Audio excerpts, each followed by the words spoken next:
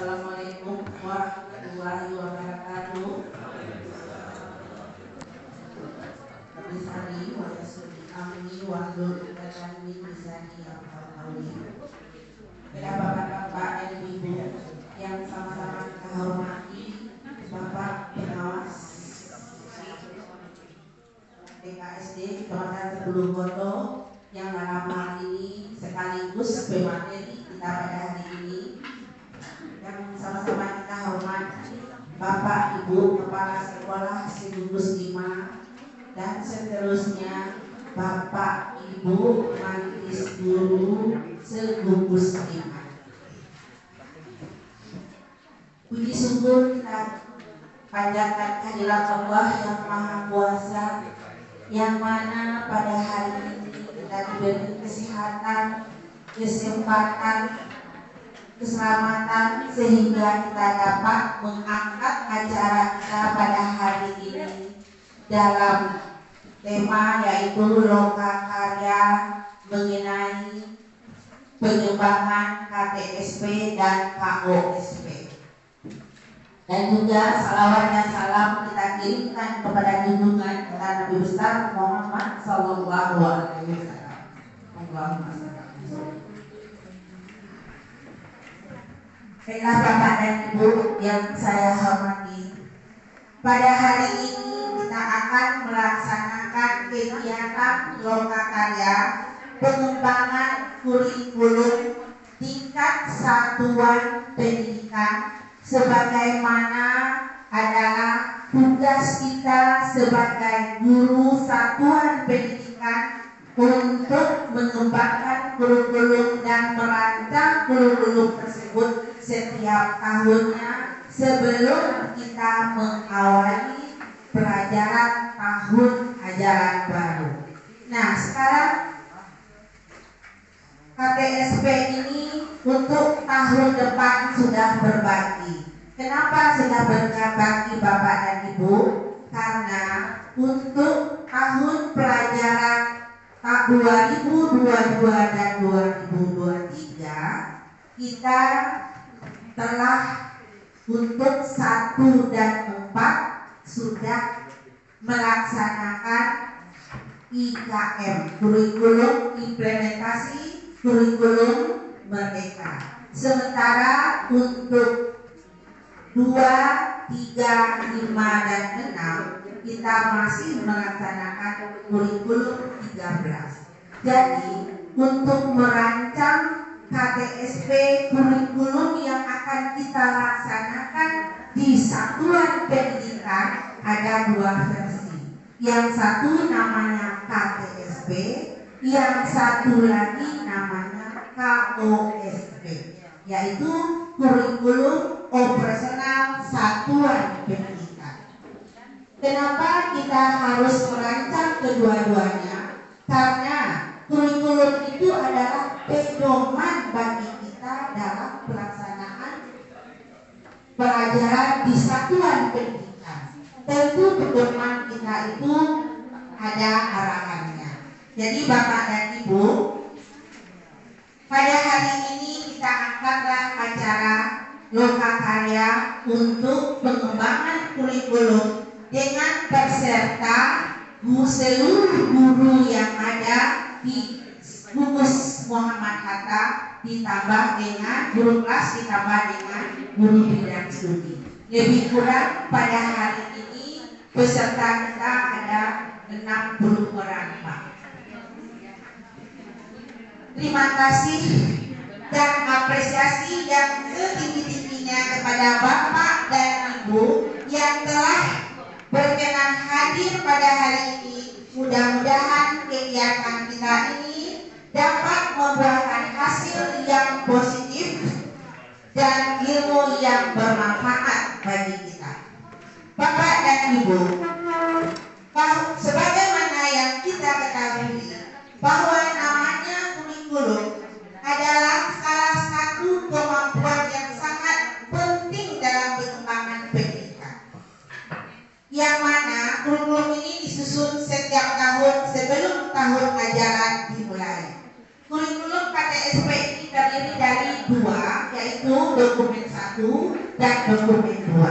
Dokumen 1 itu kalau namanya KTSP terdiri dari visi, misi, tujuan, dan struktur pembelajaran. Setelah itu hari efektif, setelah itu regulasi dan semuanya yang ada yang akan kita laksanakan tahun itu ada aturannya di dalam KTSP tersebut. Nah, yang kedua yaitu dokumen 2. Dokumen 2 inilah terdiri dari KD, KI, silabus dan RPP yang kita buat sebagai guru di sekolah kita. Jadi Bapak dan Ibu, pada hari ini mudah-mudahan kita bisa merealisasikannya bagaimana lahirnya kurikulum mulai dari visi dan misi, mulai dari tujuan kita, mulai dari keinginan kita.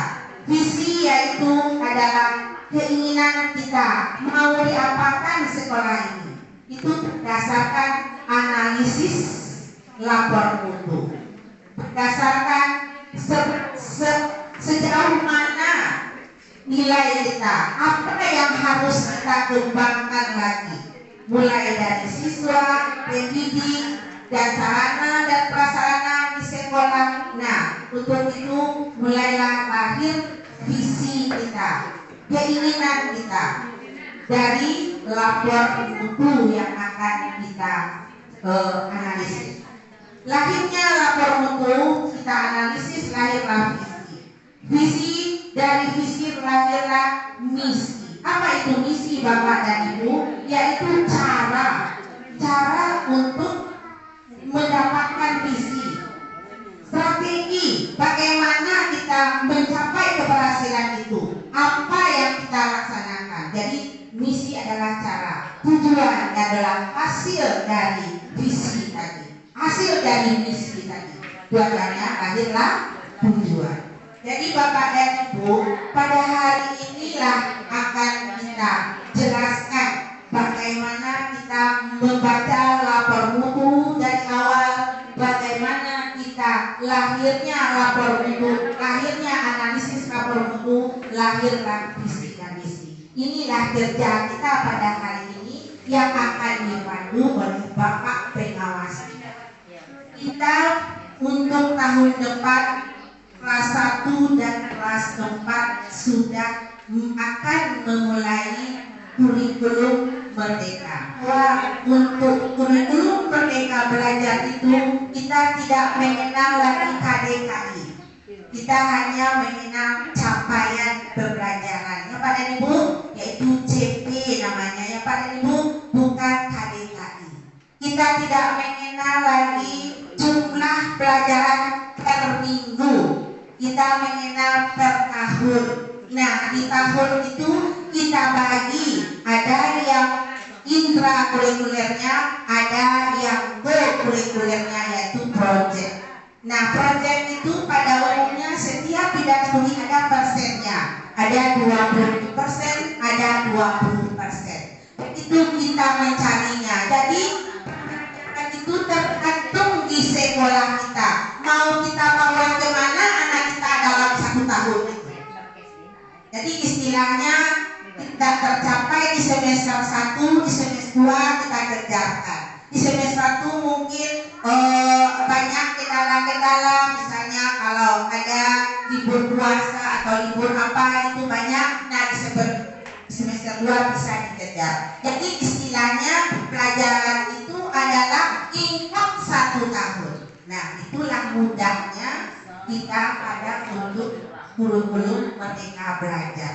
Setelah itu pembelajaran juga boleh tematik, boleh tidak. Itu tergantung kepada situasi dan kondisi sekolah. Boleh per mata pelajaran kita ajarkan, boleh tematik. Itu kemudahan bagi kita untuk pelaksanaan KM, kurikulum merdeka. IPS dan IPA sudah disatukan menjadi IMPAS namanya. Untuk kelas 3, 4, 5, dan 6. Jadi mulai dari kelas 3 sudah belajar kembali. Belum awal pelajaran sudah selesai penyisaannya. Nah, jadi inilah yang harus kita kejar dulu. Jadi ini mudah-mudahan Bapak dan Ibu pada hari ini kita bisa melahirkan hasil yang baik sehingga bisa kita merancang di sekolah kita melahirkan KTSP yang baik yang sekarang ini terdiri dari 2 versi. Apakah digabung nanti atau apakah terpisah, itu kita tanya kepada Bapak dan yang pada Ibu. Hanya itu yang dapat kami sampaikan. Wabillahi taufiq wal hidayah. Assalamualaikum warahmatullahi wabarakatuh. Bagus. Acara selanjutnya pemberian materi lomba karya yang langsung diberikan oleh Bapak pengawas kita kepada Bapak, silakan. Yang sama kita hormati Ibu kita Lugus, terlebih Bapak dan Ibu kepala sekolah Lugus 5 Lugus 5 ya, kepala sekolah, khususnya Bapak dan Ibu guru ya, Lugus 5 semuanya guru Lugus 5 malam ya. Bersyukur kita pada hari ini ya, kita bisa berkumpul dalam rangka kegiatan lomba karya ya kita di kampus ini. Baik Bu, ya mudah-mudahan kegiatan kita ini dapat berjalan lancar dan aman serta baik Bu. Kita akan menerima kegiatan ini ya, kita sedang berkumpul disampaikan oleh Ibu ya. Kita katakanlah hari ini kita mulai dengan sosialisasi implementasi kurikulum merdeka itu. Jadi baru jadi enak. Ada nanti ya kita sudah bilang profil belajar Pancasila dari situ ya. Profil belajar Pancasila itu ya ada merupakan pelajar sepanjang ayat dan yang kompeten karakter dan berlaku sesuai dengan nilai Pancasila. Karena di situ nanti nilai-nilai Pancasila itu inilah berketuhanan yang Maha Esa, berkebinekaan global, gotong royong, kreatif, dan bermakna. Sebenarnya baik. Baik. Apa keunggulan kurikulum merdeka itu? Ya, lebih sederhana dan mendalam. Jadi itu sudah disampaikan, Bu In, kemarin sudah banyak memahami. Sederhana dan mendalam. Ya. Fokus pada materi yang esensial. Dan pengembangan kompetensi peserta didik. Pengembangan kompetensi peserta didik pada fasenya. Pengembangan peserta didik pada fasenya. Khusus kita kita sebut bagi fase. Fase SD itu ada 3. Fase A, fase B, fase C. Fase A itu fase A ya. Fase 1, fase 2, fase 3. Fase A, fase B itu tahu. Di materi kami ini, Bapak Ibu, di slide kami ini ada kata-kata PAUD. Ya, kita angkat saja PAUD. Karena kami di kelas PAUD mengikuti pelatihan ini di kelas PAUD, materinya kami sabur dari itu materi dan sudah kami samakan sehingga paten materi loka karya ini. Nah, ada yang di kata-kata pada PAUD. Jadi jangan dipermasalahkan berarti ada kalimat ini terkait dengan kata PAUD. Ya, nah, karena slide-nya itu yang kami ambil. Nah, sudah kami edit itu. Jadi pada kurikulum merdeka itu ada fase 1 untuk kelas 1 dan kelas 2. Fase 2 kelas 3 dan kelas 4. Fase 3 kelas 5 dan kelas 6. Jadi itu ada 3 fase. Nanti ya, itu sekedar itu saja unggulan kurikulum merdeka. Sehingga belajar menjadi lebih mendalam, tidak terburu-buru dan menyenangkan, tidak terburu-buru. Tadi kami bayangkan, oh ada baru Akiwa itu, Akiwa 8, ini 6 bro. Bulan Juni, orang ujian nih, bulan Mei, orang ujian Akiwa tuh baru situ. Nah, mungkin karena ada banyak gangguan, ya gangguan kegiatan, gangguan yang lain, gangguan yang itu, mungkin kita ada tidak sakit. Nah, semua kita nanti pakai baca itu pakai kok 8. Nah, dia nilainya. Nah, itu yang seperti tadi penyebab terjadi penilaian. Nah, kemudian Pak Ibu, kemudiannya lebih merdeka. Lebih merdeka peserta didik, ya, dari sisi peserta didik tidak ada orang berminatan, terutama di SMA ya. Peserta didik memilih mata pelajaran sesuai minat, bakat dan aspirasinya. Nah ini itu nanti seminar. Kemudian guru mengajar sesuai bakat, capaian dan perkembangan peserta didik. Itu ini kami negasikan. Ya. Guru mengajar sesuai dengan bakat, capaian dan perkembangan peserta didik. Bagi sekolah memiliki wewenang untuk mengembangkan dan mengelola kurikulum ya, dan pembelajaran sesuai dengan karakteristik satuan pendidikan dan peserta didik. Ini Pak Ibu, bagi sekolah keunggulan. Bagi sekolah memiliki wewenang untuk mengembangkan dan mengelola kurikulum dan pembelajaran sesuai dengan karakteristik satuan pendidikan dan peserta didik. Kita catat ya, karakteristik satuan pendidikan. Nah, terus Pak Ibu, keunggulan ilmiah lebih relevan dan interaktif. Pembelajaran melalui kegiatan proyek memberikan kesempatan lebih luas kepada peserta didik untuk secara aktif mengeksplorasi isu-isu aktual, misalnya isu lingkungan, kesehatan dan lain-lainnya untuk mendukung pengembangan karakter dan kompetensi profil Pancasila. Itu lebih relevan kan? Nah, bagaimana kita mengimplementasikannya? Bagaimana kita mengimplementasikannya? Nah, kurikulum merdeka itu bagaimana kita mengimplementasikannya? Kita lihat, nah, kalau ini ada di posisi 5 itu, katakanlah mulai posisi kita sekarang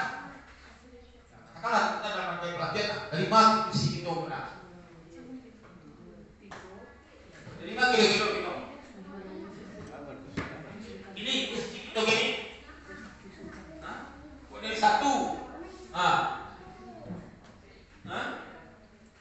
Di sisi dua, kita mendorong katanya. Di sisi tiga, itu udah mulai naik, tapi masih didorong. Ya. Mesti sampai jadi dulu. Ya kan? Di sini mulai dulu.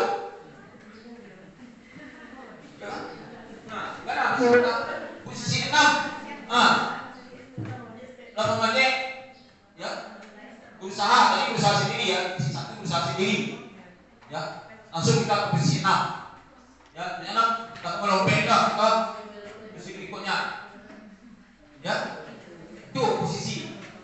Itu adalah kondisi saat ini. Nah, ya itu sekarang ilustrasinya. Apa itu? Merdeka. Ya. Merdeka belajar. Kita kenal? Ya. Merdeka belajar. Merdeka belajar merupakan visi yang dibangun berdasarkan pemikiran ya Bapak Ki Hajar Dewantara yang menyatakan bahwa kemerdekaan adalah tujuan pendidikan sekaligus paradigma pendidik yang perlu dipahami. Ya. Kemudian kemerdekaan memiliki makna yang lebih daripada kebebasan hidup.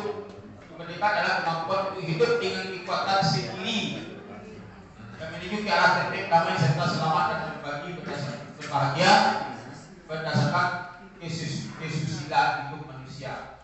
Makna merdeka dalam merdeka belajar demikian mengisinya ya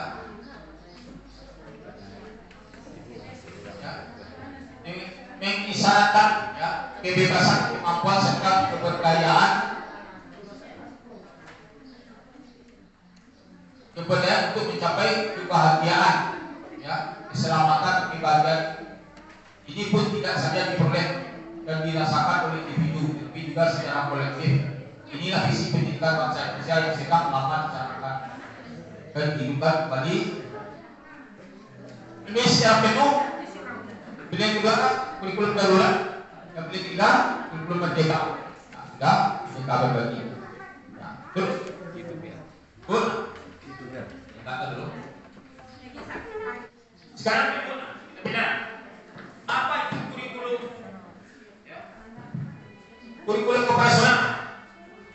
Yang kita lihat adalah kurikulum operasional. Ya. Apa itu? Kurikulum operasional sekolah adalah kurikulum yang dikembangkan sendiri oleh satuan pendidikan. Dalam pengembangannya, satuan pendidikan memiliki otonomi untuk menentukan kurikulum operasionalnya sendiri dengan mempertimbangkan karakteristik lingkungan satuan pendidikan, tetapi dengan tetap mengacu pada struktur minimum kurikulum yang ditetapkan pemerintah. Situ saja dulu, Pak Ibu. Ya, sudah besar ini, paham?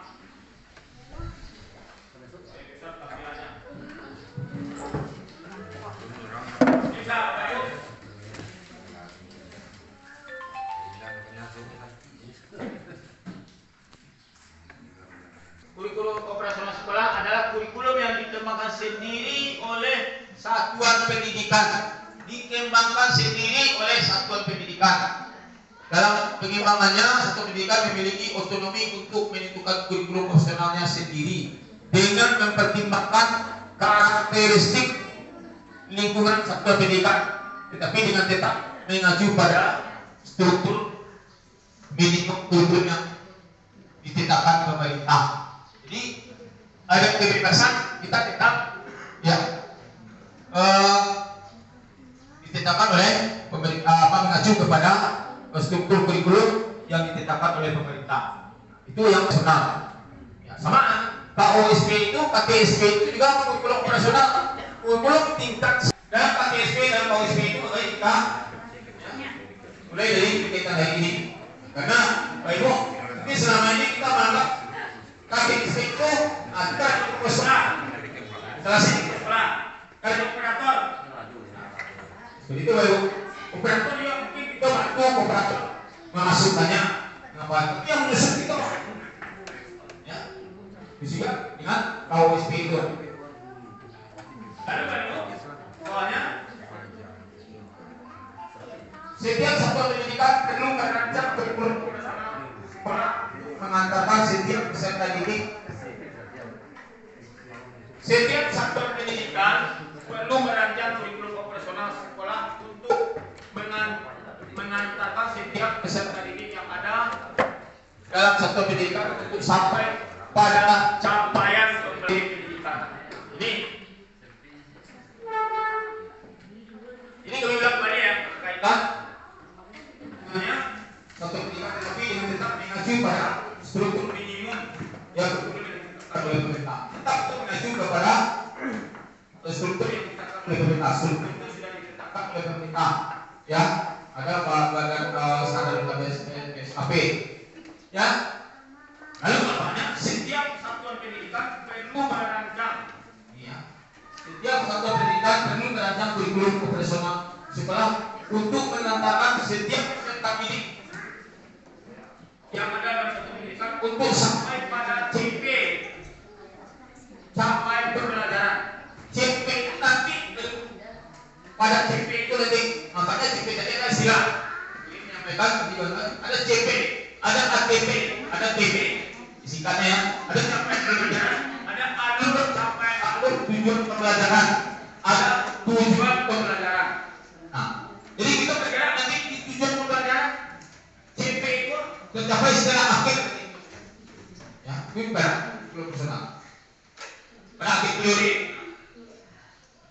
Jadi ada mengantarkan peserta didik yang ada dalam satuan pendidikan untuk sampai pada CP di akhir periode pendidikan. Di akhir periode pendidikan. Jadi CP itu nanti jauh pencapaiannya. Meskipun demikian, tiap satuan pendidikan memiliki kemerdekaan untuk menentukan kurikulum operasional sekolahnya, ya, menentukan kurikulum operasional sekolahnya masing-masing berdasarkan visi misi lembaga, karakteristik lembaga dan budaya setempat. Ya. Oh, karena kalau menurut nanti jadi suara. Ya. Ya.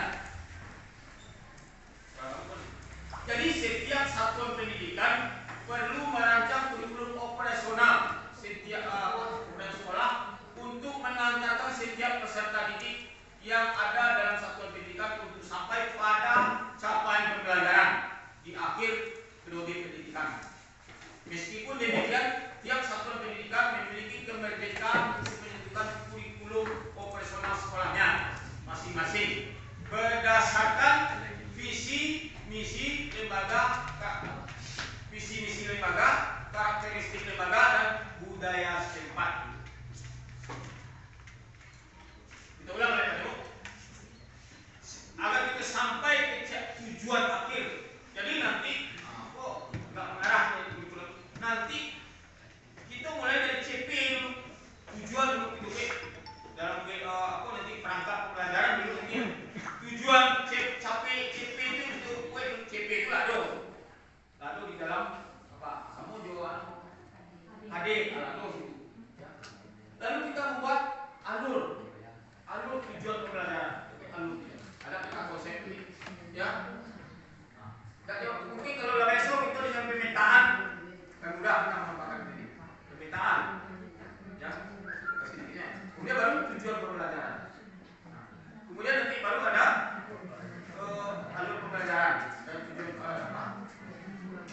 aktivitas alur pembelajaran, tujuan pembelajaran. Baru ada nanti, ya. Capaian pembelajaran karakteristiknya elemen, ya. Baru nanti elemen pembelajaran. Jadi ada nanti elemen. Jadi kalau kita tahapan tadi nanti, ya, ada, ya, CP, ada PP tahapannya, capaian pembelajaran, alur tujuan pembelajaran, ada tujuan pembelajaran, baru elemen pembelajaran, baru asesmen nanti, baru asesmen komponen. Jadi ada tahapannya untuk mengantarkan setiap peserta didik yang ada dalam satuan pendidikan sampai pada capaian pembelajaran di akhir periode pendidikan. Demikian setiap tahun